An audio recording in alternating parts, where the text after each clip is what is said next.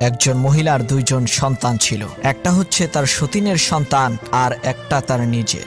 সেই মহিলা সব সময় তার সতীনের সন্তানকে কোলে করে রাখত, কখনোই কোল থেকে নামাতো না, এমনকি কোলে নিয়েই সংসারের সমস্ত কাজকর্ম করত। যখন পাড়ায় বেড়াতে যেত, নিজের ছেলেকে হাত ধরে হাঁটিয়ে নিয়ে যেত এবং সতীনের সন্তানকে কোলে করে নিয়ে যেত। সতীনের সন্তানের প্রতি ভালোবাসার এই বিরল দৃষ্টান্ত দেখে এলাকার সমস্ত লোকেরা সেই মহিলার প্রশংসায় একেবারে পঞ্চমুখ হয়ে উঠল।